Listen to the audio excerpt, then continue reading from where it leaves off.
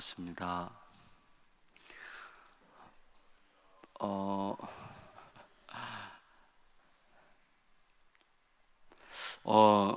월요일에 저희는 듣는 마음, 들음에 대해서 잠깐 생각을 했고요. 어제는 믿음에 대해서 생각을 했습니다. 오늘 4장 이 말씀은 우리에게 선명하게 이렇게 말하는데, 안식을 얘기해요. 안식, 샬롬. 우리의 안식은 언젠가 우리가 예수님의 약속을 따라 천국에 가서 누리게 될 안식일 뿐만 아니라, 그 안식이 오늘 우리의 삶을 감싸서 여기서도 충분히 누릴 수 있는 안식이죠. 왜냐하면 그때의 그 주님이 지금 우리의 주님이시잖아요. 안식은 그분 안에서 완성되는데, 그분은 지금도 우리의 주님이시잖아요. 그러니까 주님 안에서 그 안식을 누리다가 그 안식을 맞이하는 거여야 되는데, 안식이라는 게 모든 게 제자리로 돌아가는 상황이거든요. 그래서 우리가 뭔가 신앙생활을 하긴 하는데 뭔가 좀 늘 불안하고 불편하고, 뭔가 좀 맞지 않는 것 같고, 뭐가 어긋난 것 같고, 뭐지 나는 내 믿음은 왜 이렇게 좀 미직지근하지? 혹은 나는 믿음 생활이라는 게 도대체 이게 진짜로 믿고 가는 거 맞나? 아니, 내가 너무 종교적인 거 아닌가? 종교적이냐 아니냐를 좀 이따가 말씀을 좀 잠깐 나눌까 하는데, 어쨌거나 나는 너무 계산적으로 믿는 거 아니야? 뭐 이제 이렇게 생각하기가 쉬운데, 지금 오늘 말씀은 뭐라 그러냐면, 안식에 들어가려면 우리가 말씀을 듣는 것뿐만 아니라 듣는 말씀이 믿음과 이렇게 결합해야 된다고 얘기를 하세요. 그래서 너희가 들은 바 그 말씀이 유익하지 못한 것은 듣는 자가 그 들은 것을 믿음과 결부시키지 아니함이라. 그래서 믿음과 결부시키다, 영어로 combine 하는 거죠. 이렇게 또 두 개를 딱 연결해 가지고 마치 기아가 맞물려서 착착착착 돌아가듯이 가는 거죠. 왜 우리의 삶은 겉도는 느낌을 느낄까?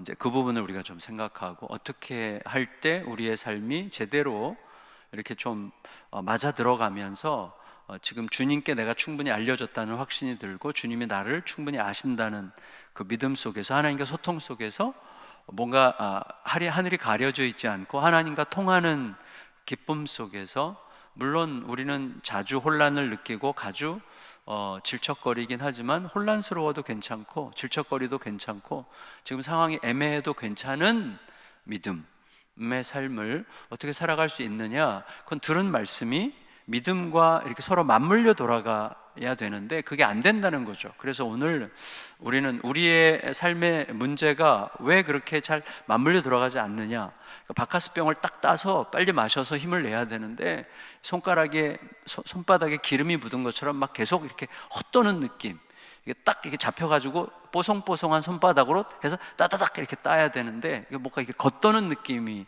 왜 들까? 그래서 그 원인이 어떤 건가? 그러므로 우리는 어떤 길을 걸어야 되는가? 이 부분을 우리가 좀 더 생각하면서, 결론 부분, 우리가 들은 말씀과 믿음이 결합한다는 것, 도대체 어떤 의미로 우리에게 말씀하셨다고 우리가 이해하는 게 좋겠는지, 그런 부분들을 좀 생각하면 좋을 것 같습니다. 여러분, 하나님은 살아계시잖아요. 그리고 하나님은 우리의 삶을 보고 계시잖아요. 알고 계시잖아요. 또 우리의 삶을 분명히 하나님께서 제대로 합당하게 인도하실 게 분명하잖아요. 근데 우리들의 삶은 항상은 아니겠지만 자주 하나님이 마치 안 보시는 것 같이, 하나님께서 내 문제에 관심이 없을 것처럼 느끼면서, 하나님께서 내 삶에 개입하시지 않을지도 모른다는 생각 속에서 맡기지 못한 채로 약간 내가 움켜쥐지 않으면 안 될 것 같은 조바심으로 그렇게 살아갈 때가 늘 이제 있는 거죠. 그래서 어떻게 하면 우리가 좀 제대로 들은 말씀의 믿음과 결부해서 제대로 이렇게 참 맞아 들어가는 삶을 어떻게 하면 조금이라도 더 살아갈 수 있겠는지를 좀 같이 오늘 말씀에 비추어서 생각해 보면 좋을 것 같습니다.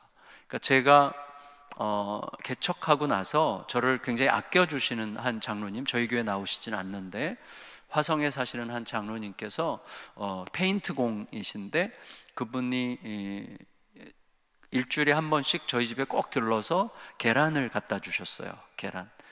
근데 계란이 좀 시장에서 파는 계란 같질 않아요. 뭐 우둘둘둘하기도 하고 좀 안 예뻐요. 막 거시기 한 게 묻어 있기도 하고 막 그런데 일단 뭐 그 계란 맛이에요. 그래서 그냥 맛있게 먹었는데 1년 지나고 나서 장로님이 설명해 주셨어요. 목사님 이 계란이 어떤 계란인지 아냐고. 왜 그러시냐 그랬더니 사실 제가 의미를 갖고 목사님께 갖다 드린 거라고. 그래서 어떤 의미냐 그랬더니 자기가 이 닭을 뭐 이렇게 잡아먹으려고 키우는 게 아니라 의미로 키우는데 양계장에 가가지고 그 폐개 있죠, 폐닭, 알을 더 이상 못 낳는 닭을 사요. 그 한 마리에 그 당시 제가 2009년에 개척했으니까 그때쯤 한 마리에 500원씩에 사셨다 그러더라고요. 그래서 한 2만 원이면 한 40마리를 사는 거예요. 그냥 걔네들은 이렇게 뭐 사료로 쓰든지 그냥 버리는 거죠, 어떻게 보면. 근데 그 닭을 이렇게 2만 원어치 사가지고 집에 와가지고 이제 이렇게 이분이 집이 그 시골 집인데 컨테이너 같은 집을 좀 개조해서 이렇게 사셨는데 마당이 좀 있었어요. 조그만 마당에다 이렇게 그물을 쳐놓고 거기다가 이제 닭을 넣어놓고 그 앞에 쪼그리고 앉아서 닭들한테 이제 얘기를 한대요. 그래서 니네가 좀 알을 낳아줘야 되겠다 이렇게 부탁을 한 다음에 바로 이제 굶긴대요. 그래서 한 일주일 정도 혹은 뭐 7, 8일 이렇게 굶기잖아요. 그러면 얘네들 몸에 쌓였던 항생제가 쫙 빠져나간대요. 그러고 나서는 이제 마당에 풀어놓는데요. 그러면 막 닥치는 대로 벌레도 잡아먹고 그리고 이제 먹다 남은 반찬들 뭐 밥 이런 거 이렇게 잔반들 주면 막 엄청 열심히 먹는데요. 그렇게 이제 한 달 정도 지나면 얘네가 체질이 바뀌면서 토종닭 비슷하게 되면서 알을 낳기 시작한대요.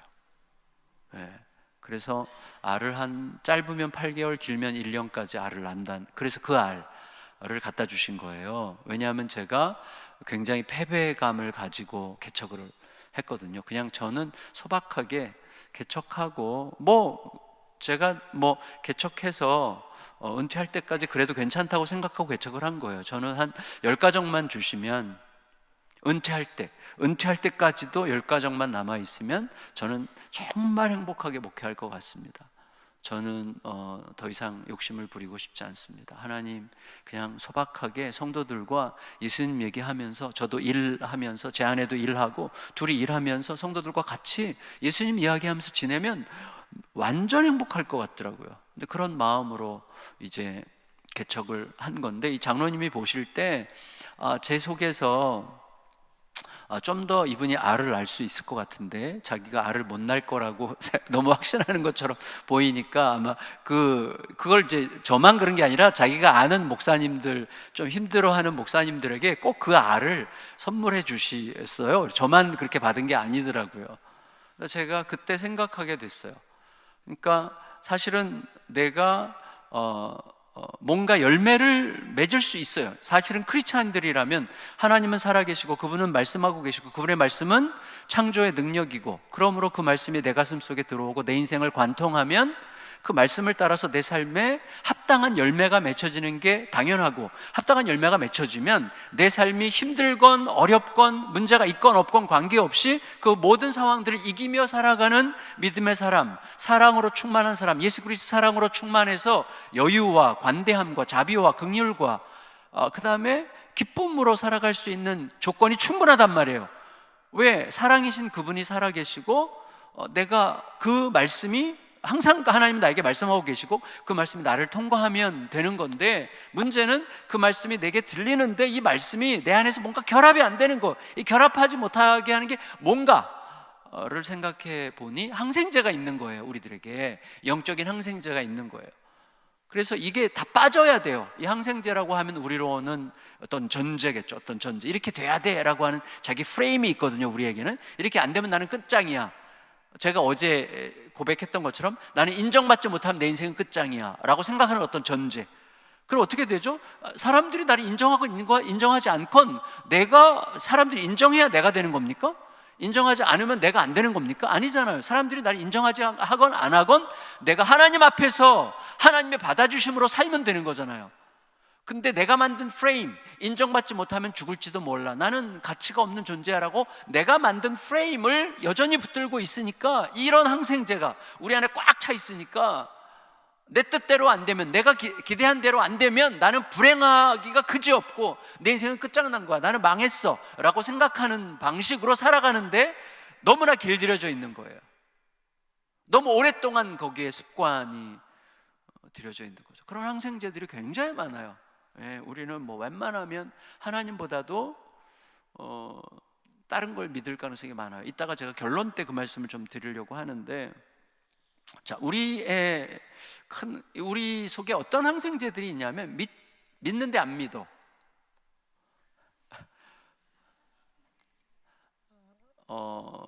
이런 거랑 비슷하죠. 제가 옛날에 청년부 사역할 때 이제 수영장을 같이 갔는데 한 자매가 전사님 저 수영 좀 가르쳐 주세요. 그래서 제가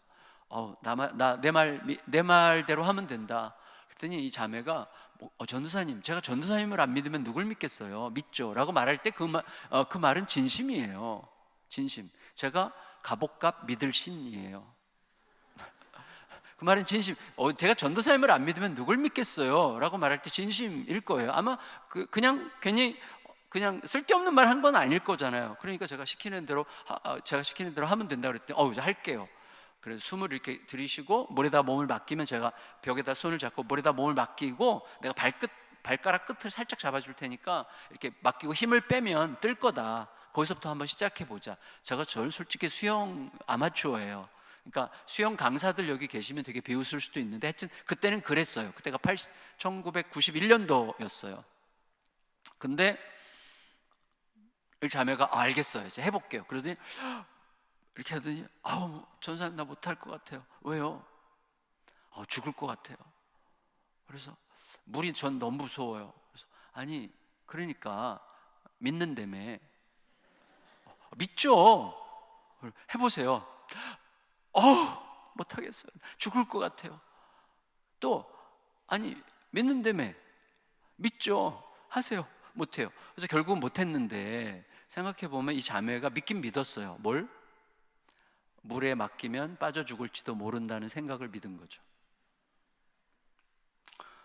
뭔가를 믿긴 믿어요. 그러니까 결국 우리의 행동은 그렇게 행동하게 만드는 어떤 믿음이 있는 거예요. 그러니까 내가 생각으로 아무리 무슨 생각을 하든지, 입으로 아무리 무슨 말을 하든지, 결국은 내가 행동하는 그 행동이 그렇게 행동하도록 만드는 어떤 믿음이 있는 거예요.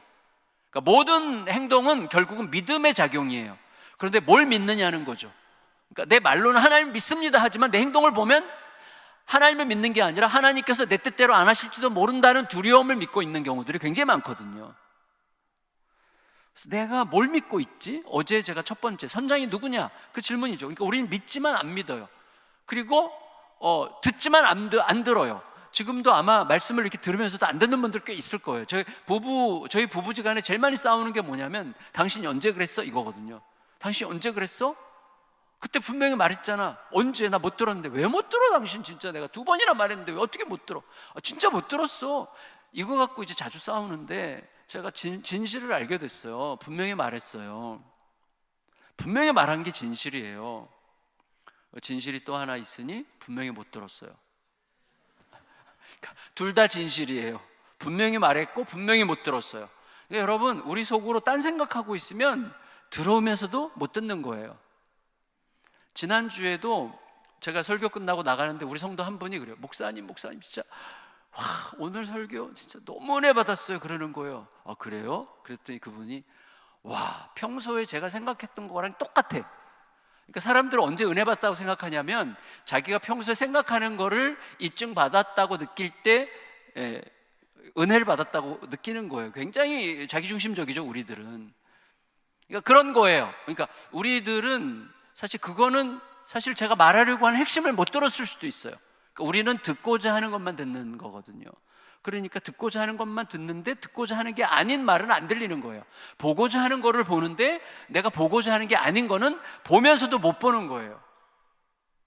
그게 우리들의 속에 꽉 차 있는 항생제들이라 이렇게 말할 수가 있습니다. 루터는 뭐라고 얘기했는가 하면 우리들의 삶에서 복음만이 진짜 열매를 맺는데, 복음만이 열매를 맺는데 우리는 복음 대신에 사실은 계속해서 종교 안에서 생활한다, 이렇게 얘기를 했어요. 그래서 우리는 가만히 있으면 자동적으로 종교적으로 작동한다, 그렇게 얘기했어요. 그러니까 종교적이라는 게 무슨 말인지 아시죠? 종교적이라는 말은 하나님과 거래한다는 뜻이에요. religion이라는 게 다시 묶는다는 말인데, 사실은 부정적으로도 쓰이기도 하고 긍정적으로 쓰이기도 하거든요. 부정적으로 쓴다면 어떤 뜻이냐면, 말씀이 들릴 때, 하나님의 말씀이 들릴 때 내가 내 입장에 맞게 다시 편집하는 거예요. 그래서 내 입장에 맞으면 받아들이고 안 맞으면 내치고, 그게 종교예요. 다시 말하면 주체가 누구예요? 나죠. 마음에 들면 내가 받아들이고 마음에 안 들면 내치는 거예요. 그러니까 내가 판단자예요. 그게 종교예요. 내가 최종적인 판단자가 되는 게 종교예요. 아주 가장 간단하게 설명하는 게 그거예요. 여러분, 예를 들어서 불교다. 전 불교의 장점도 많다고 생각합니다. 그러나 불교에는 구원이 없죠. 왜냐하면 불교뿐, 불교, 이슬람, 기독교 외에 이 땅에 있는 모든 종교들을 움직이고 있는 그 원칙이, 그 메커니즘이 뭐죠? 결국은 내가 열심히 행한 만큼 나에 대한 신의 보상이 결정되는 거죠. 그래서 절에 가서 헌금을 얼마나 하느냐, 내가 500만 원 한 거랑 5억 한 거랑은 내가 기대할 수 있는 신의 보상의 정도가 다르잖아요. 그렇죠? 내가 얼마나 열심히 했느냐가 나에 대한 신의 태도를 결정할 수 있잖아요. 그래서 내가 열심히 할수록 신이 나를 좋아하고, 열심히 안 하고 지멋대로 하면 신이 나를 싫어하고, 그렇죠? 그러면 잘 생각해 보세요. 자, 이게 종교거든요. 그러니까 루터는 이게 굉장히 위험하다는 걸 알았고, 우리가 그런 식으로 자동으로 돌아간다는 거예요. 왜냐하면 이게 왜 무섭죠? 내가 열심히 하면 신이 좋아하고, 내가 별로 열심히 안 하면 신이 나를 미워하고, 그러니까 신이 나를 좋아하게 하는 것도, 신이 나를 미워하게 하는 것도 내가 여기서 결정할 수 있는 거예요. 내가 신을 조종하는 거잖아요. 내가 열심히 해서 신이 나를 좋아하게 만들 수도 있고, 내가 게으르게 살아서 신이 나를 미워하게 할 수도 있잖아요. 그러니까 나에 의해서 결정되는 거죠. 그러니까 내가 열심히 한 만큼 신은 나에게 갚아야 되는 거예요. 그러니까 내가 열심히 수고하고 헌신하는 건 결국 뭐예요? 하나님이 나에게 갚아야 될 빚이 되는 거예요. 그래서 우리가 힘든 일이 생기면 어떻게 되는 거죠? 하나님, 내가 그동안 어떻게 했는데 나한테 이럴 수가 있습니까? 그럼 그동안 내가 어떻게 했는데, 이건 뭐예요?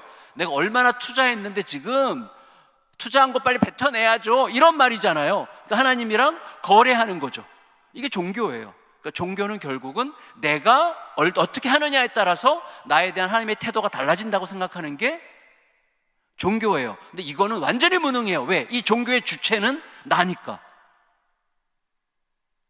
그러니까 내가 조종할 수 있는 신을 못하라 믿어요. 근데 기독교가 무능해지는 길이거든요. 그게 기독교의 핵심은 종교가 아니잖아요. 기독교는 뭐죠? 우리가 아직 죄인 되었을 때, 우리가 아무것도 아니었을 때, 심지어 하나님의 원수였을 때 하나님께서 우리를 위해서 당신의 아들을 보내서 우리에 대한 자기의 사랑을 확증하셨느니라. 우리가 뭘 어떻게 해서 그의 사랑이 우리에게 쏟아부어진 게 아니에요. 우리가 뭘 못하면 그 사랑이 증발하는 게 아니에요. 하나님, 우리가 잘하건 못하건 하나님의 사랑은 동일해요. 근데 그 사랑을 내가 잘하건 못하건 하나님의 사랑은 동일하다는 걸 깨닫는 게 중요한 거예요. 그걸 깨달으면 어떻게 되죠? 그 사랑에 대답하고 싶어서 몸살이 나요. 여러분 보세요. 제 아내가, 만일에 제 아내가 저한테, 여보, 당신 진짜 난 당신 없이 못 살아. 나 당신 너무너무 사랑해. 여보, 근데 나 당신이 무슨 짓을 해도 난 당신 편이야. 당신 뭐 마음대로 살아도 돼. 당신 하고 싶은 거 다 하고, 막 당신이 무슨 짓을 해도 난 당신 편이야, 끝까지. 아내가 그렇게 얘기했어요. 난 그만큼 당신을 사랑해라고 말했을 때 제가 속으로, 그래? 내 멋대로 살아도 된다 이거지, 이렇게 생각하면 저는 굉장히 천박한 인간이죠. 아내의 그 사랑이 어떤 무게와 어떤 찬란한 아름다움으로 나에게 고백됐는지를 내가 모르는 거예요. 그 사랑에 진짜 무식한 인간인 거죠. 아내가 그렇게 말할 때 그 사랑의 무게, 그 사랑의 찬란함, 그 사랑의 아름다움을 내가 제대로 깨달았다면 그 사랑이 나를 두렵게 하죠. 내가 그 사랑에 걸맞게 행하지 못할까 봐 두려운 거죠. 그 사랑에 대답하고 싶죠. 그 사랑에 보답하고 싶어서 늘 마음이, 그렇고 막 아내 뒷모습만 봐도 막 너무 막 이렇게 떨리고 막 너무 행복해지는 거죠. 그 사랑이 너무 아름답기 때문에. 네. 하나님과 우리와의 관계가 그런 거예요. 우리가 결정하는 게 아니라 그분의 우리에 대한 일방적인 그 사랑, 우리가 어떻게 하든지 그 사랑이 축소되는 것도 아니고 그 사랑이 어떻게 변질되는 것도 아니고 늘 여전히 똑같이 세상 끝날까지 우리와 함께 하시겠다는 그 사랑으로 우리에게 약속하신 그 사랑의 약속이 우리 안에서 깨달아지고 그 아름다움과 고마움과 감동이 내 안에서 일어나서 그 사랑이, 그 사랑의 무게가 나를 움직이는 거죠. 그 사랑의 존귀함이 내 안에서 떠나갈까 봐 두려운 거죠. 그 사랑에 대답하고 싶은 거죠. 그게 기독교의 복음이잖아요. 근데 우리 안에 있는 항생제는 뭐냐면 항상 자꾸 종교적으로 돌아가기 때문이거든요. 그 열매가 없는 거예요. 그걸 어떻게 할 수 있는가 하면 보세요. 자, 예수님은 저를 어떻게 얻으셨죠? 예수님은 저를 자기의 목숨을 버리는 사랑으로 저를 얻으셨잖아요. 근데 우리는 자식들을 어떻게 얻으려고 해요? 잔소리로 얻으려고 그래. 이렇게 해봐, 이렇게 해봐. 야, 너 이렇게, 야, 그래서 너 되겠어, 이렇게 해야지, 이런단 말이에요. 자, 제가 저희 둘째 딸을 어떻게 얻게 됐는지 잠깐 설명해 드릴게요.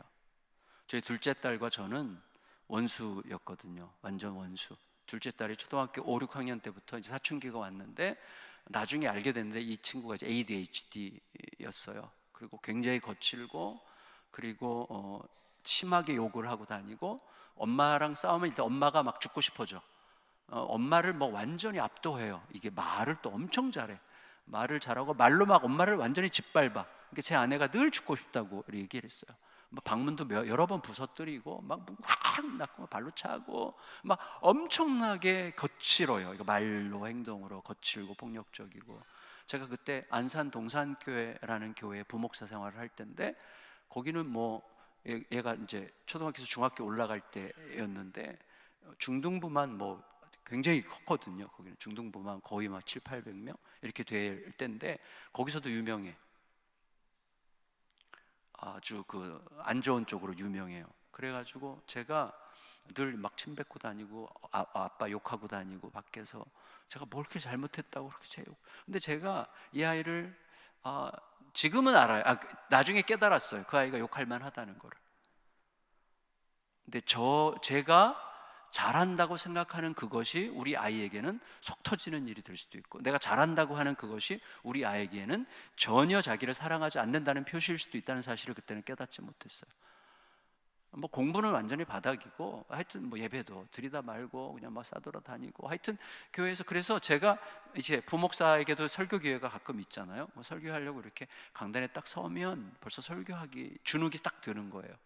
주눅이 들고 성도들이 속으로 얘기하는 것 같아요. 네 딸이나 잘 키워, 이렇게. 지 딸이나 잘 키우지 무슨 설교는, 이런 식의 소리가 그렇게 얘기하는 사람들은 뭐 거의 없었겠지만, 그래도 제가 그냥 스스로 듣는 거예요. 너무나 자격지심이 있고 너무너무 힘들었어요. 너무 고통스럽고. 얘랑 어느 날 너무 화가 나가지고 막 심하게 말다툼을 했는데 얘가 그냥 한마디로 저를 이겼어요. 아빠, 나 세상에서 내가 제일 미워하는 인간이랑 얘기하고 싶지 않아. 내가 세상에서 제일 싫어하는 사람이랑 얘기하고 싶지 않아. 그러니까 뭐 단번에 끝나더라고요. 제가 제 방에 가서 울었어요. 그러니까 이게 뭐 어떻게 해법이 없는 거예요. 뭐 이래도 문제 저래도 문제. 그러던 차에 어떻게 하다가 제가 이제 강남에 있는 교회 담임 목사, 70주년 때 그 교회 담임 목사로 가게 됐어요. 근데 우리 딸은 가락교가 없었거든요. 공부를 너무 안 해가지고 그때 안산은 이렇게 원서를 내서 시험 봐서 가야 되는데 원서를 낼 만한 학교가 없는 거예요. 근데 지가 어떻게 알아서 저기 화성 남양만이라고 저 끝에 바닷가에 있는 고등학교를 갈 능력이 안 되는 아이들만 따로 모으는 학교를 어떻게 알아봐가지고 거길 갔는데 너무나 고맙게도 그 학교가 기숙학교야.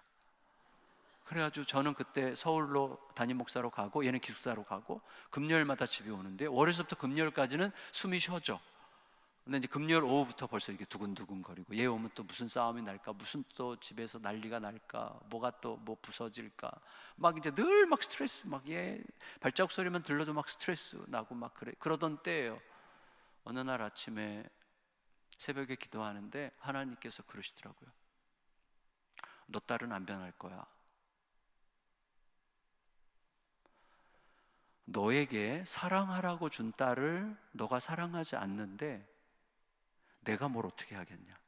너의 딸을 우리 딸 좀 바꿔주세요라고 기도하지 마. 사랑부터 해. 너가 사랑하지도 않으면서 너 딸을 어떻게 바꾸려고 그래. 너가 사랑하지 않는 아이를 어떻게 걔가 변화되기를 나한테 구해. 너한테 사랑하라고 준 딸을. 넌 사랑하지 않잖아. 생각해보니까 그 딸을 사랑하지 않더라고요. 저희가 그 아이가 내가 원하는 대로 하면 마음이 편해. 근데 내가 원하는 대로 안 하면 미워. 그렇죠. 그러니까 저는 저의 딸을 사랑하는 게 아니라 나의 딸에 대한 기대감을 사랑했던 거예요. 엄청나게 회개했어요. 하나님, 저는 저의 딸을 사랑한 적이 없습니다. 제가 딸을 사랑했다면 내 기대대로 하든 안 하든 하나님께서, 여러분, 하나님께서 나를 사랑하실 때 내가 하나님의 기대대로 하면 하나님이 사랑하시고 내 기대대로 안 하면 막 뒤통 딱 때려가지고 눈알 뽑아버리고 막 그러십니까? 안 그렇잖아요. 내가 하나님 앞에 기대대로 하거나 안 하고 우리 늘 넘어지잖아요. 그래서 여전히 손 내밀어 기다리시고 사랑하시는 그 사랑 때문에 그 사랑에 겨워 사는 법을 다시 배우기 시작하는 거잖아요. 나는 그 사랑을 받아놓고 어떻게 나는 계속해서 종교적인 사랑을 아이한테 요구하고 있는 거예요. 야, 너가 인간이라면 이렇게 해야지. 적어도 이렇게 해봐. 아빠가 너 사랑하지 않나? 최소한 요 정도는 해야 되는 거 아니야? 계속해서 조건을 걸어요. 애가 어떻게 해야 내가 사랑할 수 있을 것처럼 생각하는 이 이상한 병에 걸렸다는 걸 제가 알았어요. 설교 시간에는 맨날 복음 하면서 우리 딸에게는 복음이 안 나가. 나는 복음으로 변화돼 놓고 우리 딸은 율법으로 바꾸려고 하는 거예요. 조건으로 바꾸려고 하는 거예요. 그러니까 변화되지 않는 거예요. 그래서 그날 아침에 엄청나게 회개하고 하나님, 어떻게 하면 좋을까요? 제가 저희 딸을 사랑한 적이 없습니다. 어떻게 할까요? 그때 하나님께서 마음속에 어떤 감동 주셨냐 하면, 집에 가서, 토요일 아침이니까 집에 가서 딸에게 너가 사랑하지 않았다는 것을 사과해라. 집으로 막 갔어요. 가는데 솔직히 사과하려고 하니까 집으로 가는 길에 약간 억울해. 그럼 막 속으로 약간 욕이 나와요. 진짜 나 열심히 살았는데, 잘못은 전현이 다 했는데 죄송해요. 왜 내가 사과를 해야 될까? 막 이런 생각도 드는 거예요. 근데 너무 잔머리를 굴리지 말자 생각하고 집에 가서 바로 애를 깨워가지고 잠깐 일어나봐. 그리고 그 앞에 무릎을 꿇고 미안해. 뭐야?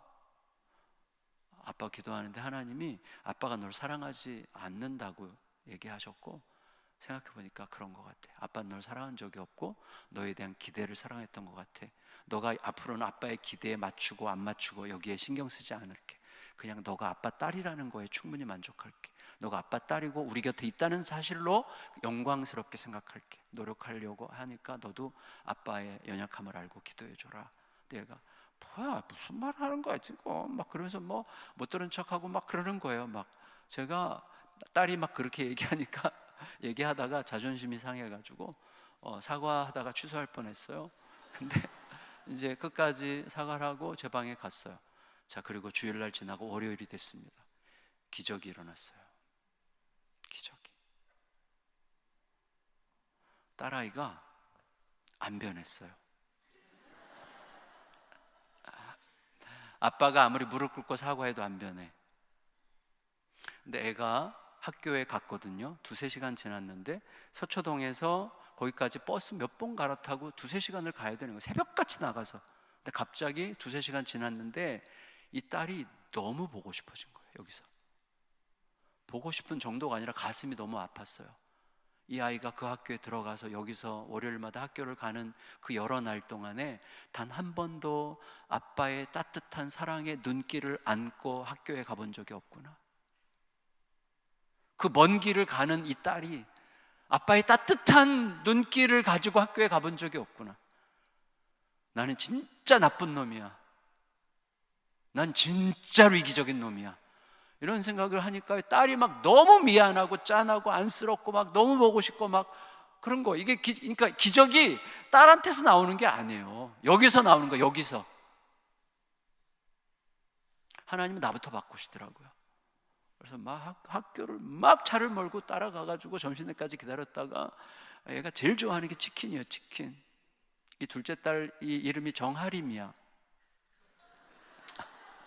그래가지고 치킨을 엄청 좋아해요. 그래서 친구들 다 데리고 나오라고 그래서 치킨 사주고 용돈 주고 돌아오면서 제가 속으로 결심했어요. 3배 사랑하겠습니다 주님. 용돈 10,000원 달라 그러면 무조건 30,000원 주겠습니다. 아빠 1시간만 내줘 그러면 무조건 3시간 내주겠습니다. 하나님, 그리고 말없이 생색내지 않고 이 아이가 학교에서 오면 안아주겠습니다. 그리고 너가 아빠 딸인 걸로 너무 충분히 고마워. 수고 많았어. 이 말만 하겠습니다. 시험이 언제야? 공부 좀 했어? 이번에 성적이 어떨 것 같아? 이따위 얘기를 절대 하지 않겠습니다. 그냥 사랑하겠습니다. 약속했어요. 그걸 하는데요, 이게 죽음이야, 죽음. 여러분 사랑은 죽음이에요. 처음에 우리 딸한테 사과할 때도 죽음이었지만 딸한테 안아주고 잘 갔다 왔어 이러는 게 이게 불가능하더라고. 근데 그걸 억지로 하는 거예요. 억지로. 그렇게 한 3년 하다 보니까 얘가 고3 때 되니까요, 저랑 서로 보면 막 반가워가지고 막 서로 안고 서로 너무 좋아하는 관계가 됐어요. 얘가 고3 이제 입시철이 됐을 때 제 마음, 제가 바뀐 거예요. 제가 변했어요. 딸한테 진심으로 이렇게 얘기했어요. 하림아, 너 대학 고민하지 마. 대학 안 가도 아무 상관없어. 아빠는 우리 딸이 고졸이라는 게 너무 자랑스러워. 진심이야. 그러니까 너가 하고 싶은 거 마음대로 하고 대학 간다 이런 거 너 신경도 쓰지 마. 그냥 편안하게 해. 그랬더니 얘가 그러는 거야. 아빠, 나 대학에 입학원서 낼 수 있어. 어떻게, 너 성적도 없잖아 거의. 그랬더니 아빠, 우리 학교 농어촌 특례가 돼. 농어촌 특례가 되는 학교예요. 와, 선견지명이 있어 이 딸이. 그래가지고 영어과에 냈어요. 1명 뽑더라고. 1명 영어과에 냈어요. 떨어졌어요. 그래갖고 얘가 떨어졌다는 얘기 듣고 제가 그랬어요. 하림아, 아빠는 아빠 딸이 대학교 입학원서를 냈다는 게 너무 자랑스러워. 와, 우리 둘째 딸이 대학교 입학원서를 냈다니, 이걸로 아빠는 충분해. 진짜 충분히 배부르니까 너무 신경 쓰지 마. 그랬더니 얘가 아빠, 나 대기번호 1번이야. 와, 1명 뽑는데 대기번호 1번이면 2등이잖아요. 너무 행복했어. 와, 2등이야? 너 2등한 거야? 그러면? 그랬더니 얘가 2명 지원했대 그러더라고요.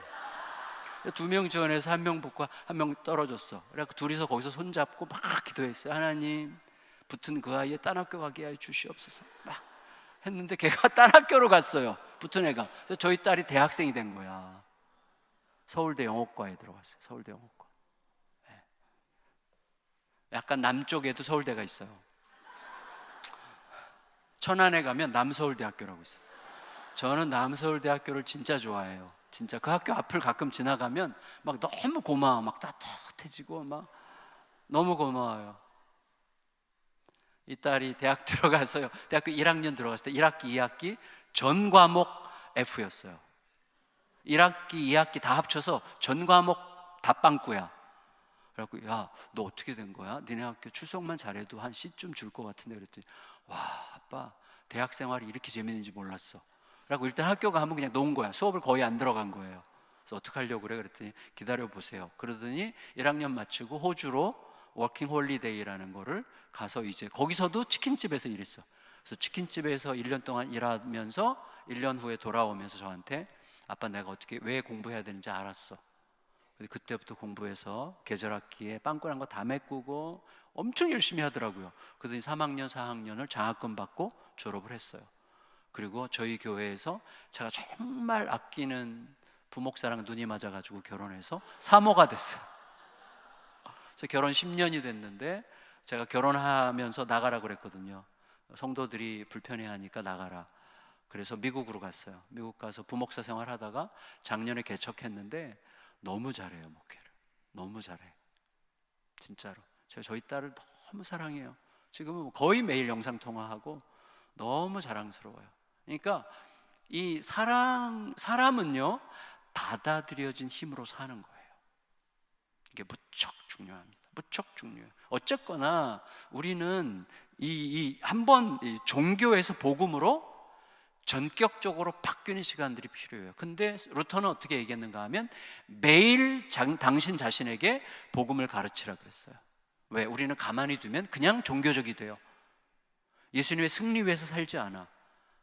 하나님의 승리 위해서 살지 않아. 하나님께서 지금 나를 이끌고 계시다는 진실 위해서 살지 않아요. 내가 어떻게 안 하면 안 될 것 같은 아등바등하는 불안함과 두려움과 염려와 근심과 의심 위해서 항상 사는 거예요. 저절로. 그거 자꾸 하나님이랑 거래하려고 그래. 이렇게 할 테니까 이렇게 해주세요. 자꾸 이런 식이야. 이런 식으로 돌아가. 거기에는 아무 생명력이 없어요. 생명력은 어디서부터 와요? 하나님께서 일방적으로 사랑을 쏟아 부어주신 그 사랑을 내 안에서 깨우쳐 주시는 성령의 능력이 내 안에서 진짜가 될 때 우리는 감당할 수 없는 삶을 살기 시작하는 거예요. 그게 세상이 감당할 수 없는 사람이 되는 거거든요. 어쨌거나 우리의 삶이 계속 겉도는 굉장히 중요한 이유는 이것 때문인데, 거기에 대해서 우리가 어떻게 극복할 것인가. 저는 여러분 말씀을 듣지 마시고요, 말씀을 진짜로 믿으시면 좋겠어요. 진짜 순진하게 믿으시면 좋겠어요. 저도 잔머리 쪽인데 순진하게. 제가 어제 너 돈 걱정하지 않고 살 거야 그 있잖아요. 그러니까 진짜 그게 저에겐 굉장히 중요한 계기였거든요. 굉장히 늘 잔머리 쪽이었는데 지금은 그냥 실패해도 괜찮아 이런 거. 그러니까 약간 하나님께서 원하시는 것 같다 그러면 그냥 하는 거예요. 하나님께서 이거 원하실 것 같아 그러면 묻지 않고 그냥 행동을 하는 거예요. 뭐 손해가 나건 어떻건 상관이 없어요. 그리고 그렇게 할 때 실패할 수도 있어요. 하나님의 뜻이 아닐 수도 있어. 상관없어. 왜? 하나님은 내가 실패한 걸 보시는 게 아니라 하나님의 뜻대로 해보려고 하다가 실패한 걸 아세요. 그러니까 실패도 바꿔서 더 위대한 승리가 되게 하실 수 있는 분이십니다. 그걸 믿어야 돼요. 그래서 하나님의 말씀이 진짜라는 걸 믿고 가는 게 너무나 중요해요. 말씀이 내 안에 들어오면 그 말씀은 새로운 걸 창조할 거야. 빛이 있으라 하시면 빛이 있었고, 말씀이 곧 현실인 것처럼 그 말씀이 내 안에 들어오면 내 안에 새로운 삶을 창조한다는 것을 믿는 게 너무너무 중요합니다. 그런데 우리가 잘 안 믿어져요. 이유는 뭐죠? 두려움 때문이에요. 우리는 항상 두려움에 걸쳐. 내가 뜻한 대로 안 될까 봐, 내가 생각하는 대로 안 될까 봐, 내가 기대했던 대로 안 될까 봐 너무나 두려워해요. 그래서 히브리서 2장 14절 15절에서 히브리서 기자가 이렇게 얘기했어요. 제가 읽어드릴게요. 여러분 같이 한번 성경책 읽는 분들은 히브리서 2장 14절 15절 읽어보면 이렇게 되어 있어요. 자녀들은 혈과 육에 속하였음에 그도 또한 같은 모양으로 혈과 육을 함께 지니심은 죽음을 통하여 죽음의 세력을 잡은 자 곧 마귀를 멸하시며, 15절 같이 읽읍시다. 시작. 죽기를 무서워함으로 한평생 매여 종로로 타는 모든 자들을 놓아주려 하심이니. 저는 이렇게 얘기해요. 자, 우리는 죽음과 죽음의 친구들이 뭐예요? 염려, 근심, 의심, 두려움, 질병, 사고, 이런 것들이죠. 절망, 좌절, 이런 것들이 다 죽음의 친구들인데, 죽음과 죽음의 친구들에 대한 두려움에 묶여서 내 안에서 들은 말씀이 믿음이랑 결합하지 않는 거예요. 말씀은 분명히 들었는데 얘가 믿음으로 작동하지 않아. 왜? 이 사이에 뭐가 끼어 있어요? 의심이 끼어 있어요. 그래서 저는 제 자신에게 항상 얘기하는 게 뭐냐면, 너 하나님의 말씀이 의심이 될 때 의심을 의심해라. 그 의심을 의심해야 돼요. 이 의심이 진짜 근거가 뭔지, 하나님이 살아계시고 그분이 나를 보고 계시다는 진실보다 도대체 이 의심이 더 큰 건가? 이 의심이 더 클 수 없거든요. 왜? 이 의심은 뭐예요? 내 안에 가두어져 있는 의심이에요. 내까지 게 뭐라고, 내까지 나 같은 보잘것없는 존재가 만든 의심이 나에게 약속하신 하나님보다 크다고 생각할 수 있는 근거가 도대체 뭐예요? 우리는 그런데 내 의심이 하나님의 약속보다 크다고 전제하기 때문에 못 움직이는 거예요. 그래서 저는 생각 없이 그냥 뛰어드는 연습을 자꾸 하는 거예요. 자꾸 의심이 들어와서. 그래서 예수님께서 이 말씀 뭐냐면, 죽기를 무서워함으로, 다시 말하면 망할까 봐 무서워서 평생 그 두려움에 묶여 살아가는 너희들을 해방시켜 주려고 내가 왔다. 한마디로 뭐예요? 망해도 괜찮다는 걸 말해주려고 온 거야. 자, 다시 말하면 좀 더 풀면 너 망해도 안 망해, 그 말이에요. 너 망해도 안 망해. 예수님께서 이걸 다른 말씀으로 하셨죠? 요한복음에서 뭐라고 그러셨어요? 죽어도 살리라. 죽어도 살리라. 망해도 안 망하리라. 같은 말이에요. 왜요? 우리는 이미 다 받은 자예요. 다 받은 자일 뿐만 아니라, 그리고 여기서 망해도 사실은 그게 끝이 아니에요. 거기서부터 놀랍게도, 거기서 주님을 바라보는 자들은요, 거기서부터 놀라운 방식으로 완전히 새로운 꽃이 피게 하세요. 하나님께서는 그런 일들의 증인들이 너무 많죠. 아마 여기에 그런 과정을 거쳐오신 분들이 꽤 계실 거예요.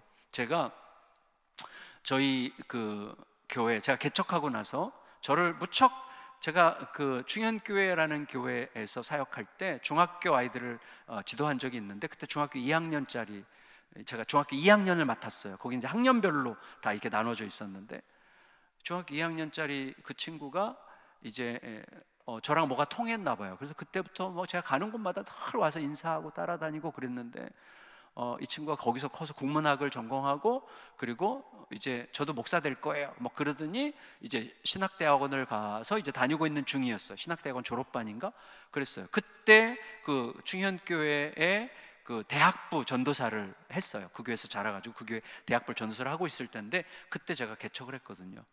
근데 이 친구가 그 대학부를 사표 내고 저희 개척교회에 어린이 부서를 담당하겠다고 온 거예요. 그래서 그 친구가 와서 한두 달 지났는데 너무 힘들어하면서, 목사님, 이 친구 혀가 좀 짧아. 목사님, 이렇게, 목사님 저 너무 힘듭니다 하면서 막 어떻게 할지 모르겠어요. 저 평생 청년부만 막 계속, 평생도 아니죠, 몇 년 안 한 거지만 그래도 경험이 없어가지고 너무 힘들다는 거예요. 그래서 제가 이렇게 얘기했어요. 이 친구가 워낙 성실하거든요. 너 아무 걱정하지 마. 나한테 뭘 보여주려고 하지 마. 나 너한테 기대하는 거 없다. 너에게 기대할 게 없어서가 아니라 너가 주님을 사랑하기만 하면 돼. 그래서 너가 주님께 여쭈어. 그리고 주님께서 하라고 하시는 것 같은 거를 무조건 해. 근데 그렇게 했는데 망했어. 그러면 주님의 뜻이야. 이 교회 이제 개척됐지만 괜찮아. 망해도 상관없으니까 그냥 해. 마음껏 해. 괜찮아. 망해도 괜찮아. 이 친구가 그게 지금도 얘기해요. 그 얘기를. 그게 자기 속에 복음이었대요. 복음. 아, 망해도 괜찮지. 내가 망한다고 하나님께서 망하시는 거 아니지. 내가 망하는 거는 뭐 결과가 좋고 나쁘고가 망하는 게 아니라 내가 하나님의 뜻에서 벗어나는 게 망하는 거지. 그럼 하나님께 계속 물으면서 가면 되잖아. 이게 깨달아진 거예요. 하나님께 물으면서 갔는데 망했어. 그러면 그게 주님께서 뜻하신 거예요. 근데 놀랍게도 크게 망할수록 크게 일어나게 되어 있어. 그거 나중에 알게 돼요, 우리가. 그래서 결국은 이 친구가 제 둘째 사위가 된 거예요. 이 친구는 지금도 너무 그때의 기억을, 이렇게 만나면 그때 기억을 종종 얘기를 해요. 아버님이 그때, 이제는 아버님이죠. 아버님이 그때 망해도 된다고 하셨을 때 자기 안에서 진짜 자유가 왔다고. 그리고 이 친구, 그리고 나서 1년 정도 지났을 때 주일학교가 거의 2배로 성장했어요. 물론 이제 교회가 성장하면서 같이 크긴 했지만 너무 잘하고, 그리고 그때 주일학교 교사들이 지금까지 이 친구를 너무너무 좋아해. 지금까지도 이 친구를 그리워해요. 우리 속에서 그 자유가 있어야 돼요. 자유. 예수님은 그 자유를 주시려고, 너희가 망해도 된다는 것을 말해주려고 온 거야. 일생 죽음에 매어 종노릇하는 자들에게 자유를 주려고 왔다고 말씀해요. 그걸 믿어야 돼요. 그러면 마지막으로 들은 것을 믿음과 결합시킨다는 건 뭐냐 하는 거예요. 여러분, 저는 이것을 이런 방식으로 표현해 봤는데 한번 따라해 보시겠어요? 영적인 논리적인 분투. 영적인 논리적인 분투예요. 자, 무슨 말이냐면, 한나가 사무엘상 1장에서 한나가 기도하죠. 그렇죠? 근데 한나가, 우리가 보통 하나님, 아들, 한나는 엄청나게 스트레스죠. 아이를 못 낳아. 그 당시 아이를 못 낳는다는 것은 하나님께 저주받았다는 의미로 해석이 됐잖아요. 그러니까 하나님께 저주받은 니은이에요. 누가 볼 때? 브닌나가 볼 때. 그러니까 원래 한나가 조강지처였던 것 같은데 애가 없으니까 남편 엘가나가 다른 여자를 얻었는데 딴 여자인 브닌나가 너무너무 아이를 잘 낳아. 근데 문제는 엘가나 남편이 사랑이 여전히 한나에게만 가. 그러니까 브닌나가 불이 났어. 그래가지고 한나를 엄청나게 학대하고 괴롭혀요. 그러니까 한나는 어떻게 해요? 아이 없어서 힘들고 브닌나로부터 학대받아서 힘들고, 하나님 앞에 가서 맨날 울고불고 하는 거, 울고불고. 그래서 우리는 보통 이렇게 생각하기가 쉬워요. 하나님 정말 너무 힘들어 죽겠어요. 나 죽고 싶어요. 그런데 만일에 하나님 주시면 저 아이 이렇게 키울 테니까, 하나님 주시면 이렇게 키울 테니까. 이게 뭐예요? 거래죠. 거래. 우리가 보통 그렇게 거래했다고 생각해요. 그래서 기도를 이렇게 해봐, 이렇게 하면 이렇게 응답하실 거야. 하나님은 그렇게 거래해서 움직이시는 분이 아니에요. 하나님은 우리가 거래하기도 전에, 우리가 거래하기도 전에 원수였을 때 아들을 보낸 사랑을 주신 분이신데, 무슨 우리가 거래를 감히 그 앞에서 무슨 거래를 합니까? 말이 안 되는 거죠. 그러면 한나가 어떻게 기도했을까요? 핵심은 이거예요. 한나가 하나님께서, 하나님이 아이를 주신다면 저는 아이를 나시린으로 키우겠습니다라고 했죠. 나시린. 근데 나시린 서약이라는 게 내용이 거래가 아니에요. 나시린 서약의 핵심은 감사예요. 하나님이 주신 것에 대한 감사가 나시린 서약이에요.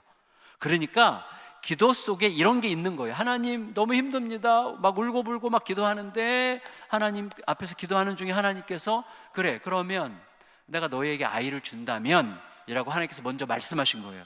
너 아이를 준다면 어떻게 키울래? 라고 하나님께서 먼저 말씀하신 거예요. 근데 그 말씀이 어떤 맥락에서 들렸을까 하는 거, 어떤 맥락에서 들렸을까? 이렇게 들렸을 거예요. 나중에 우리가 천국 가서 한나 할머니 만나면 물어보세요. 아마 이렇게 기도했다고 얘기할 가능성이 많은데, 저는 이렇게 기도했을 거라고 확신하는데, 확신이라는 말은 좀 조심스럽고 예측하는데 이런 거죠. 하나님은 아이를 주실 수 있는 분이십니다. 맞죠? 자, 이게 이제 영적인 논리적인 분투예요. 하나님은 아이를 주실 수 있으십니다. 근데 저에게는 아이가 없습니다. 그러면 하나님은 저에게 아이를 주실 능력이 없어서 안 주시는 게 아닙니다. 하나님은 못 주시는 게 아니라 안 주시는 겁니다. 그렇죠? 안 주실 수 있는 분인데 안 주시는 거죠. 그렇잖아요. 하나님께서 능력이 없어서 못 주시는 게 아니잖아요. 안 주시는 겁니다. 그럼 안 주신다면 뜻이 있을 텐데, 제가 밉습니까? 제가 밉지 않다면 도대체 무엇 때문에 안 주시는 겁니까? 하나님 뭔가를 깨닫기를 원하시는군요. 맞죠? 아이를 주실 수 있는 분인데 안 주신다면, 장난치는 게 아니라면 뭔가를 깨닫기 위해서 안 주시는 거잖아요. 뭘 깨달아야 될까요? 생각하는 중에 한나가 깨달았을 거예요. 뭘? 내 믿음. 나는 지금 하나님을 제대로 믿는 거 맞아? 내가 하나님을 제대로 믿는다면 허구한 날 이렇게 울고불고 난리치고 안 먹고 땡깡 부리고 이러는 게 내가 하나님 믿는 건가? 하나님은 그렇게 초라한가? 아이가 없다고 해서 세상도 다 끝난 것처럼, 아이가 없다고 해서 하나님도 무능한 것처럼, 아이가 없다고 해서 나는 완전히 불행한 것처럼 생각할 만큼 하나님께서 그렇게 초라하신가? 라고 생각하게 된 거예요. 그러면서 이렇게 생각했을 거예요. 하나님, 제가 생각해보니 제가 하나님을 믿는 게 아니라 하나님께서 내가 기대하는 대로 하지 않으실지도 모른다는 두려움과 의심을 믿고 있기 때문에 내가 이렇게 안달복달하는 것이라는 사실을 깨닫습니다. 주여, 이제 주님을 믿습니다. 아이를 안 주셔도 됩니다. 안 주셔도 하나님은 하나님이십니다. 아이를 안 주셔도 하나님은 여전히 오르십니다. 아이를 안 주셔도 하나님이 여전히 신실하십니다. 아이를 안 주시면 제가 좀 불편하고 힘들겠지만, 그러나 이렇게 제 인생이 끝장난 것처럼 힘들지는 않을 것입니다. 하나님 괜찮습니다. 그때 하나님께서 내가 아이를 줄 수 있겠다. 아이를 준다면 어떻게 할래? 당연히 그 아이는 하나님의 아이죠. 제 아이가 아닙니다. 그러므로 그 아이를 가장 사랑할 때, 아이가 가장 사랑스러울 때, 젖될 무렵에 그 아이를 주님께 맡기겠습니다. 이런 기도의 흐름인 거예요. 이게 영적인 논리적인 분투예요. 여러분, 영적인 것과 논리적인 것은 배치되는 게 아니에요. 하나님보다 논리적인 분이 안 계세요. 물론 하나님은 신비 가운데 계시고 우리가 논리적으로 하나님을 다 알 수 없어요. 그러나 우리가 논리적으로 하나님을 다 알 수 없다는 게 하나님의 논리야. 우리 같은 피조물이 어떻게 감히 하나님을 다 알 수 있겠습니까? 알 수 없어요. 불가능해요. 그러나 하나님은 우리에게 뭘 줬어요? 이성을 주셨죠. 생각하게 하셨어요. 생각하는 능력을 주셨어요. 그래서 예수님은 항상 우리에게 생각하게 하세요. 들의 백합화를 봐라. 들의 백합화가 어떻게 자라는지 생각해봐라.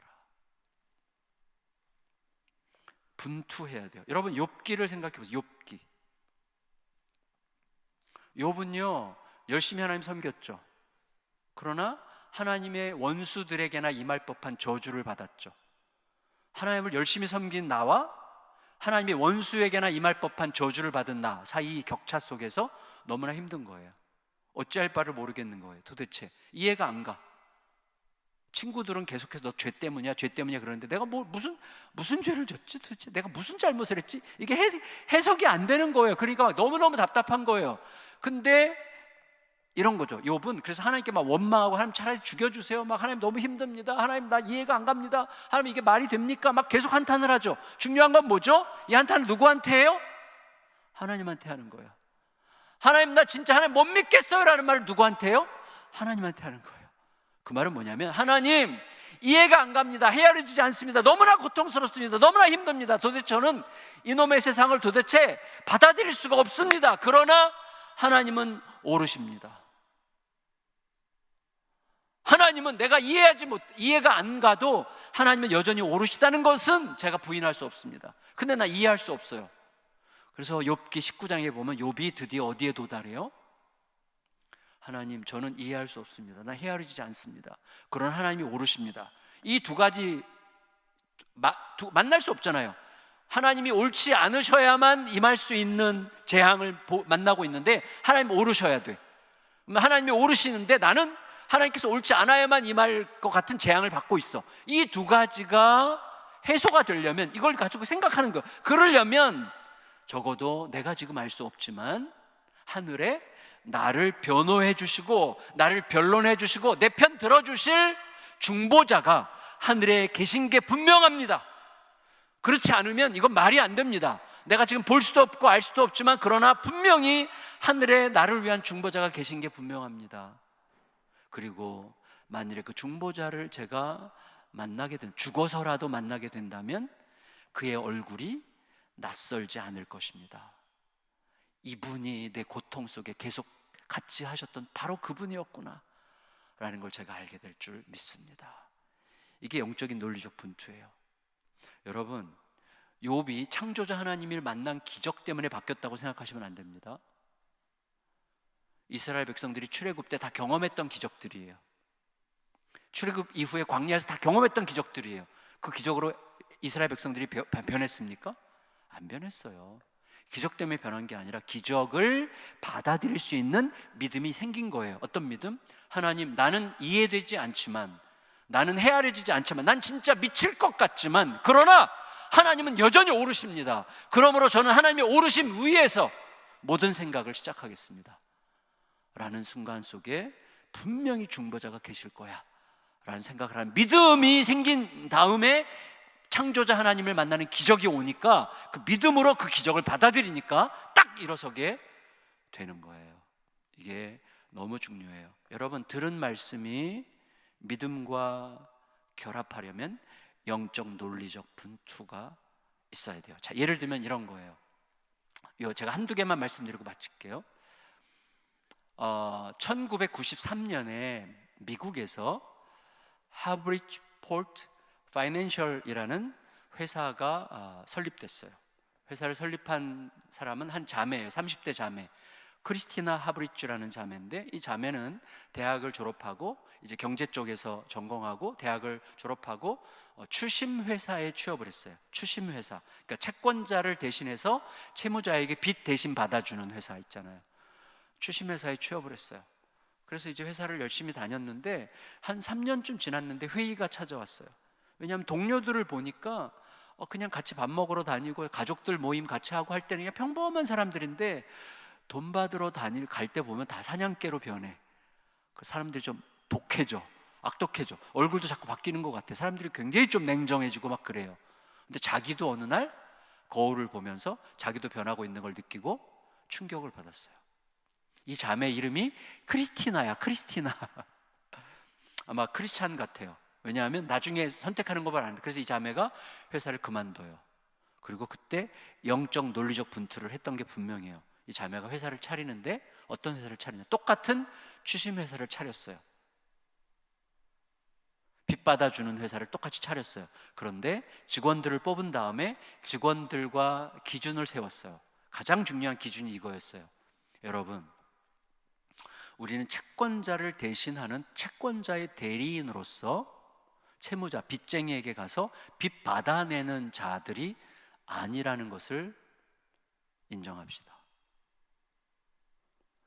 여러분, 우리의 얼굴, 우리의 태도는 채권자를 대신해서 빚쟁이에게 빚 받으러 가는 권리를 가진 자가 아니라 우리도 이미 빚진 자라는 사실을 기억합시다. 왜? 여러분, 빚쟁이가 있는 덕분에 우리가 있는 거잖아요. 맞잖아요. 빚 갚아야 되는 사람들이 있는 덕분에 이 회사가 있는 거예요. 그들 덕분에 먹고 사는 거예요. 맞죠? 맞죠? 그 의식이 중요한 거예요. 그러니까 우리도 빚진 자로서 빚진 자에게 가는 겁니다. 이게 성경에서 나오는 원리잖아요. 사도 바울이 세상을 바꾼 게 뭐예요? 빚진 자 의식이에요. 내가 복음의 빚진 자로다. 에너지가 굉장히 큰 거예요. 그래서 이들은 빚진 자와 채무자랑 만났을 때 마주보고 앉아서 추궁하고 거기서는 방어하고 이런 관계를 없앴어요. 그리고 서로 나란히 앉아서 서로 플래닝을 같이 해요. 같은 빚진 자끼리 공감하면서 얘기 들으면서 당신의 형편이 어떤지를 자세히 듣고, 그러므로 이 상황에서는 얼마만큼씩 갚아 나가면 합리적일 수 있는지를 계속 들어주고 대화하고 함께 카운슬링 하면서 같이 우정을 쌓으면서 하는 거예요. 그래서 이 회사의 기준, 인센티브를, 보너스를 주는 기준이 뭐냐면 빚쟁이들로부터 얼마나 감사 편지를 많이 받았느냐가 보너스의 기준이에요. 회사를 그렇게 운영을 한 거예요. 이 냉정한 세상에서. 그리고 그 냉정함이 어디보다 필요한 그 추심 회사에서 이 자매가 그렇게 회사를 운영했고, 결국 5년 후에 그 회사가 동정 업계보다 3배로 성장을 했어요. 여러분, 냉정한 기업에서도요, 크리스찬들이 왜 무능하냐면 쉽게 믿으려고 해서 그래요. 답을 주세요. 답을 달라 그래. 답을 달라고 계속 답만 달라 그러잖아요. 우리는 성장하지 않아요. 그걸 제가 마지막 날 그 얘기 하려고 그러고, 마지막 날이 굉장히 중요해요. 답을 구하지 마세요. 답만 달라고 하지 마시고 성령의 도우심을 구하며 주님이 주신 생각을 가지고 기도하면서 답을 찾아가시면 돼요. 주님과 의논하면서. 그러면 어느 순간 딱 그렇지, 딱 클릭이 되는 순간이 오는 거예요. 그때 새 창조의 역사가 시작이 되는 거예요. 한 가지만 더 말씀드리고 마칠게요.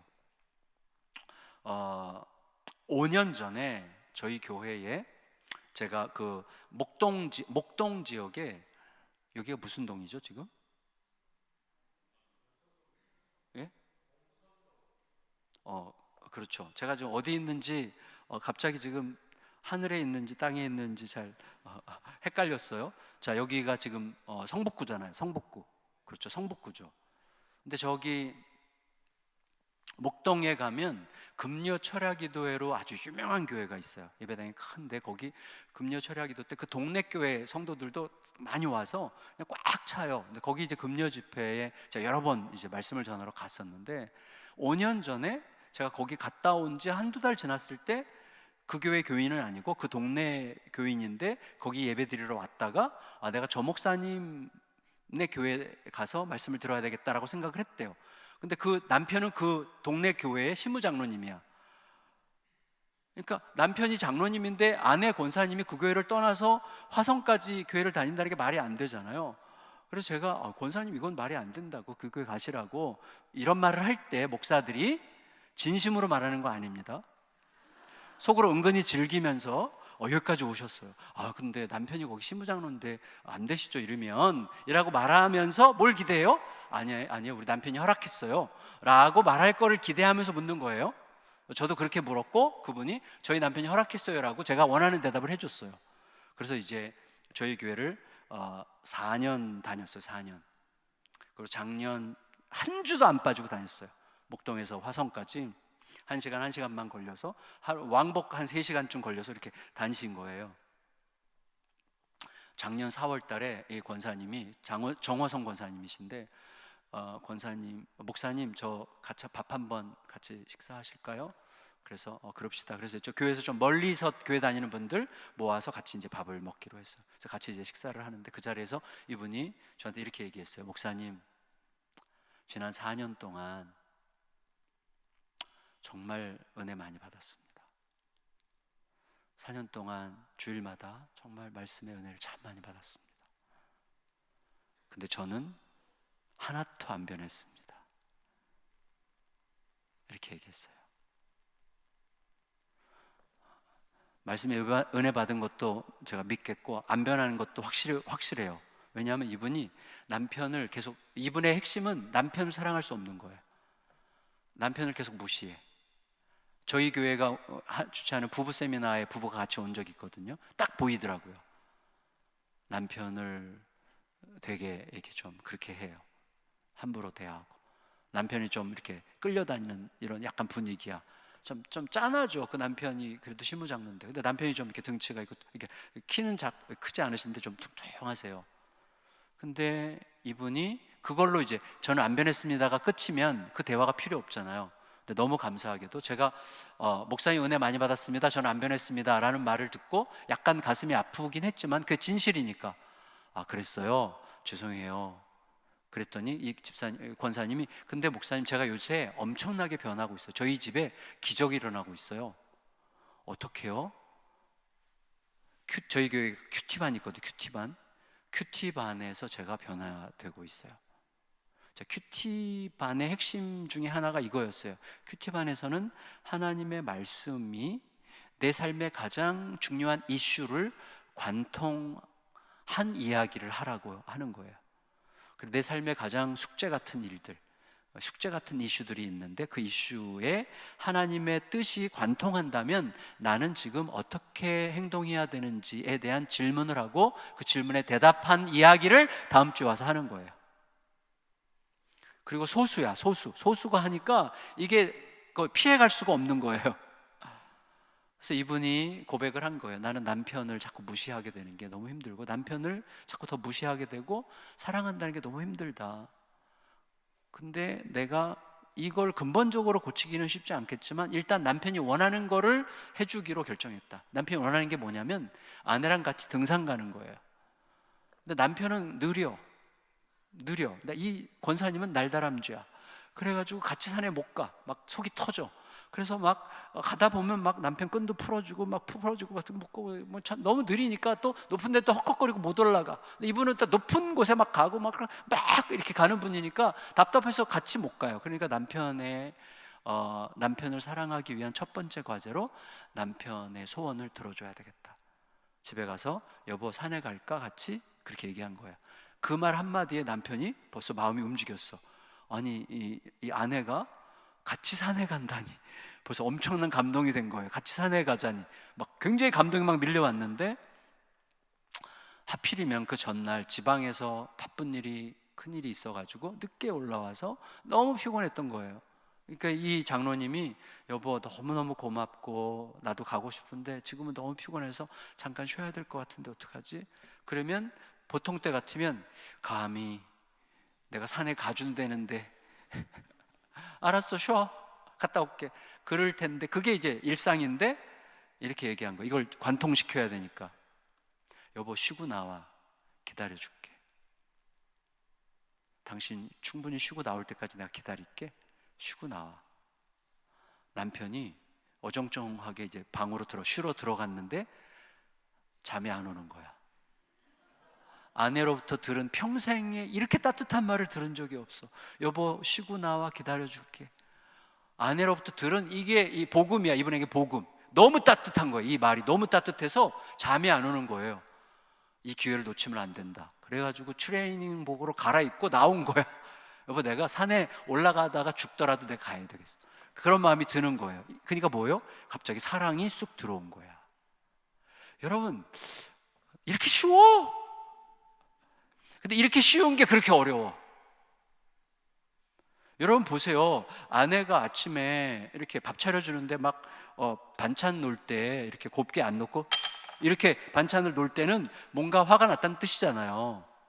그러면 그때 제가 여보 뭐 힘든 일 있어? 이렇게 말하면 되잖아. 거기 안 나와. 뭐야? 이 말이 먼저 나가. 아 뭐야 당신? 이렇게 나가. 그러면 일단 벌써 이게 이제 지옥으로 들어가는 문이잖아요. 이게 쉽지 않아요. 그러니까 남편에게 쉬고 나와 기다려줄게. 이게 뭔가 죽는 거야 내 안에. 뭐가 사랑은 내 안에 뭔가 죽는 거예요. 뭔가가 죽어야 사랑이 나가는 거야. 그러니까 남편이 이제 트레이닝복 입고 나와서 같이 산에 가는데 남편을 위해서 높은 산 안 갔어요. 한 번도 안 가봤다. 목동이니까 낮은 산, 또 평지 같은 걷는 이렇게 트레킹 코스 같은 데를 남편 따라서 같이 갔어요. 처음 가보는 길이었대. 거기가 자기가 평소에 가는 데는 남편이 헉헉거릴까 봐. 근데도 거기 가는데도 신발이 2번이나 풀어졌대요. 발이 뚱뚱해가지고 이 끈이 자꾸 풀어지는 거예요. 그래서 자기가 2번이나 무릎 꿇고 앉아서 묶어줬대요. 천천히 올라가는데 처음에는 힘들었는데 같이 발 맞춰 가다 보니까 그럭저럭 갈만 하더래요. 근데 누가 쉬고 일어나서 가려고 했는데 누가 쉥 하고 지나가더래요. 보니까 자기 여동생이었대요. 여동생이랑 같은 동네 사는데 15년 동안 말을 안 했대. 여동생이랑 그냥 원수처럼 지냈대요. 자기 남편이랑 자기 처제랑도 완전히 원수래요. 서로 그냥 말도 안 섞고 되게 먼 거리야. 그냥 가까운데 먼 과정. 15년 동안 아예 얘기도 안 했다니까. 그래서 근데 여동생이 딱 가니까 남편을 사랑하기 시작하니까 어떻게 되죠? 사랑의 맛이 붙었어. 그러니까 여기서 관대함이 생기고 여유가 생기고 자유가 생기고 힘이 주어지는 거예요. 그러니까 동생 이름을 불렀어요. 자기도 모르게. 누구누구야 이렇게 부른 거예요. 동생이 딱 서더래요. 가만히 있더래요. 막 뛰어가서 동생을 뒤에서 꽉 끌어안았대요. 미안해. 뭐가? 무조건 언니가 돼가지고 이렇게 속이 좁아가지고 언니가 무조건 다 미안해 그랬대요. 그리고 셋이서 같이 산에 올라갔다 내려오는데 남편이 내가 오늘 고기 살게 그래가지고 굉장히 고급 고깃집에 가가지고 저녁을 먹으면서 다 푸른 거예요. 그래서 새로운 날이 그날 시작이 된 거예요. 여러분, 말씀이 우리 안에 들어와서 이 말씀이 지금 하나님의 그 약속이 나를 보고 계신다는 사실이 그분의 승리가 그분의 십자가의 죽으심의 부활의 승리가 오늘 나에게 진짜라면 나는 오늘 어떤 방식의 생각과 말과 행동이 나가야 되는지에 대해서 영적으로 논리적으로 계속 분투하고 거기에 나를 맡기잖아요. 그때 들은 말씀과 믿음이 쫙 맞아 들어가면서 돌아가기 시작하면서 우리 안에 뭐가 와요? 안식이 찾아오는 거예요. 모든 게 제자리로 돌아가는 쉼이 오는 거예요. 그 역사가 성일교회 귀한 성도님들의 가정마다 이 교회 안에 넘치는 간증으로 쌓이기를 예수님의 이름으로 축원합니다.